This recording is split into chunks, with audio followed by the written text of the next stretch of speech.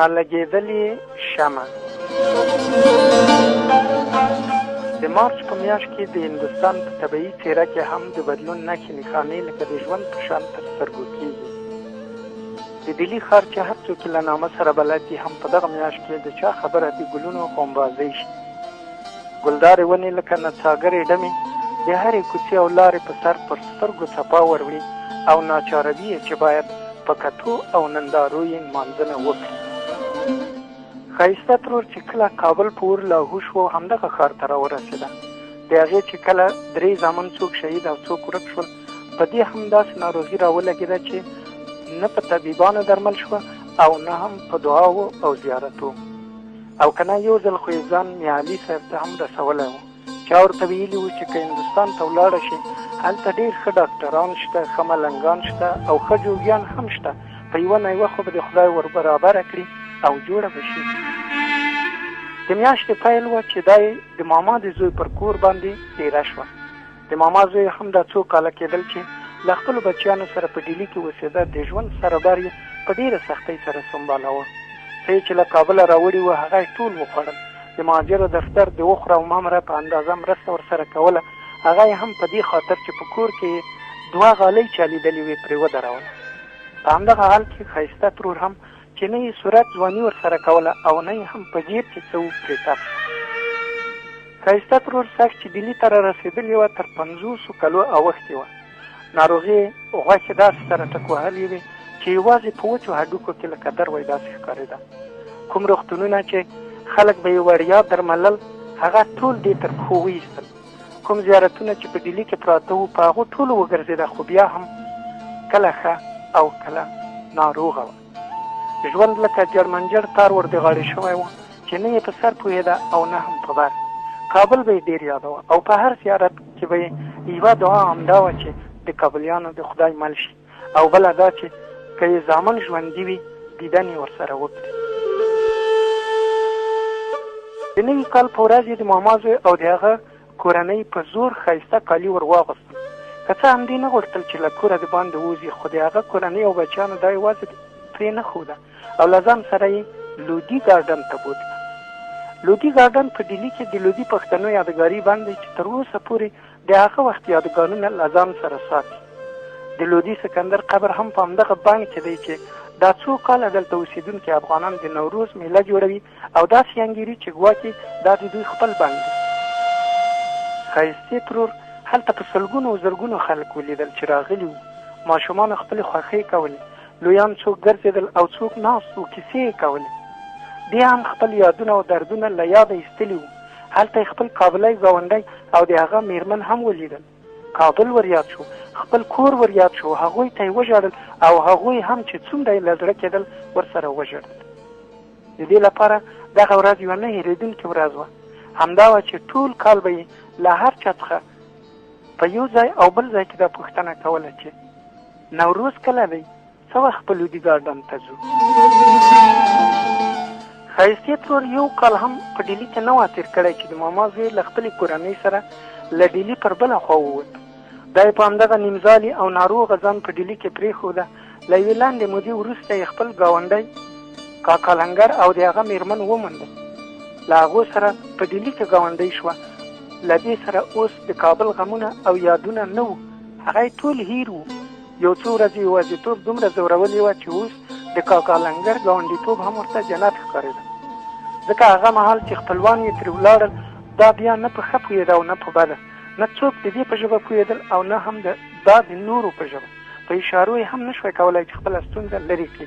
خو اوس چې دلته راغلې وه بیا یې هم زړه تکیه وه.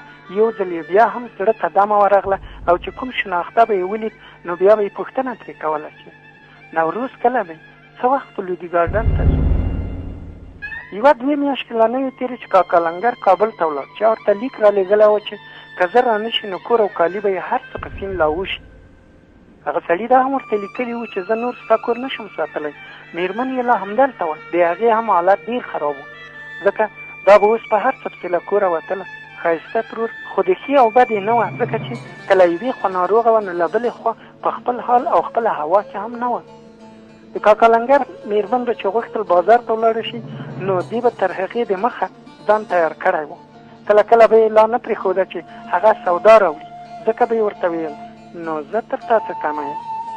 خو هغې به ورته وخندل او دې ته به یې پیسې ورکړي. کاکا لنګر چې کله روانېده نو خپلې مېرمن ته دا خبره کړې وه چې ښایستې ترور په حال نه ده، کومه ورځ په بله درڅخه ولاړه نه شي، پام پرې کوه. د کاکا لنګر مېرمن هم په دغه حال پوهېده.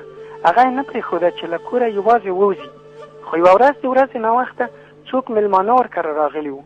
تر ماښامه پورې پاتې شول. په همدغه ورځ یو ناڅاپه د دوی په کوڅه کې برېښنا پرچاوه شوه. ټوله کوڅه تیارې په سر واخیسته.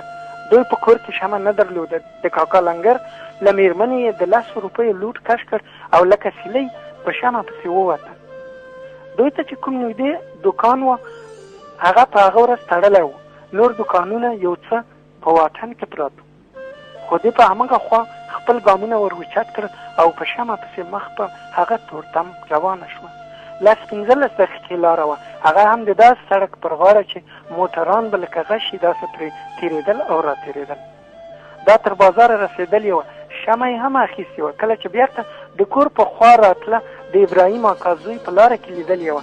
ستړي مشي ورسره کړي وو، ورته خندلي وو او له ده یې هم دا پوښتنه کړې وه چې نوروز کله دی؟ څه وخت به لودي ګارډن ته ځو؟ ښایسته ترور چې کله له مارکېټه راوتلې وه په همدغه تمبه او ټیل ماټیل کې یوه موټر وهلې وه. یو څو تنو لارویانو په همغه موټر چې دا یې وهلې وه موټروان ته ور د غاړې کړه چې روغتون ته یې ورسوي. په ډیلي کې خو یو غم دا دی چې ته به له چا سره مرسته کوې، خو کله چې پولیس لا را رسېدلی نه وي نو بیا به د ټولې پېښې ځواب ته وایي. همدا وه چې ښایستې ترور د وهلو خبره هم د هغه موټر په تلو سره چا اوږده نه کړه. خو دا هم چاته معلومه نه شوه چې ښایستې ترور به چیرې کوم روغتون ته رسېدلي وي او که نه. د کاکا لنګر مېرمن او مېلمانه یې لا ناست وو چې دا به شمع ورته راوړي او د دوی محفل به روښانه کوي. په دې کې نږدې یو ساعت تېر شو. ټول ورپسې راووتل. ان تر مارکېټه پورې یې وڅارله. د ابراهیم اکا زوی بېرته له مارکېټه راوګرځېد. هغه هم خپله کیسه ورته وکړه چې له ده یې د نوروز پوښتنه کړې وه. هغه هم دومره ویلي وو چې د کور په خوا شمع په لاس را روانه وه، خو دوی ونه مونده او په هغه شپه یې تر سهاره پورې د ښایستې ترور لاره وڅارله. سهار چې سمه رڼا راغبرګه شوه دوی بیا راووتل او د هغې په لټولو یې پیل وکړ. مارکېټ ته نږدې د واټ پر سر یې پولیس ولیدل چې ډله پر یو څه شي باندې راټول شوي دي. کله چې ورنږدې شول سترګې په وینو ولګېدې او هلته تر وینو هغه خوا یې یوه شمع په وینو لړلې په وینو کې پرته ولیده. هغوی پولیسو ته ټوله کیسه وکړه، خو هغوی هم نه پوهېدل چې اوس چیرې پوښتنه وکړي او له چا څخه. د ښایستې ترور په حال او مړي څوک خبر نه شول. کاکا لنګر له کابله راغی. د دې لپاره یې د دې د یوه زوی د ژوند زیری هم راوړی و. هغه هم ډېر پسې وګرځېد، خو چا د هغې د مړي او ژوندي په باره کې څه ورته ونه ویل. هر چا به په هر ځای کې ډول ډول خبرې کولې. چا به ویل ښایي مړه شوي دي او چیرې به چا خاورو ته سپارلي. چا به بیا ویل چې ښایي دا کار غلو او قاچاقبرو کړی. خو ځینو به بیا ویل چې یو مړی څو شپې په کوم روغتون کې وه، څوک خپلوان یې پیدا نه شول. له هغه ځایه څو ورځې وروسته شمشان ګاټ ته هلته چې هندوان خپل مړي د اور نظر کوي استولي وه او ډېرو خلکو دا خبره منله. غوټۍ بیا وغوړېدې. د لارو کوڅو ګلدارو ونو بیا په خپلو زلفو کې رنګارنګ ګلونه وټومبل. خو کاکا لنګر لا تر اوسه په دې لټه کې وه چې ښایستې ترور ومومي. دا او د ده مېرمنې وعده کړې وه چې که دوی هغه ومومي په هغه شپه به دوی هماغه شمع چې دې په هغه تیاره شپه کې اخیستې وه د دې په لاس کې لګوي. دا به خندوي او دې ته به دا زیری ورکوي چې د هغې منځوی زوی ژوندی دی، هغه چې دې په شهیدانو کې شمېرلی و. خو د کاکا او د هغه د مېرمنې دا هیله تر اوسه پورې نه ده پوره شوې. دوی هغه شمع تر اوسه پورې نالګېدل یې له ځانه سره ساتلي او وایي چې د دوی تر غوږه پورې تر اوسه کله کله د هغې اواز کېږي چې له نامعلومې خوا راځي. هو د هغې اواز چې له نامعلومې خوا راځي. هو له نامعلومې خوا. نوروز کله دی؟ څه وخت به لودي ګارډن ته ځو؟ نوروز کله دی؟ څه وخت؟ او څه وخت به لودي ګارډن ته ځو؟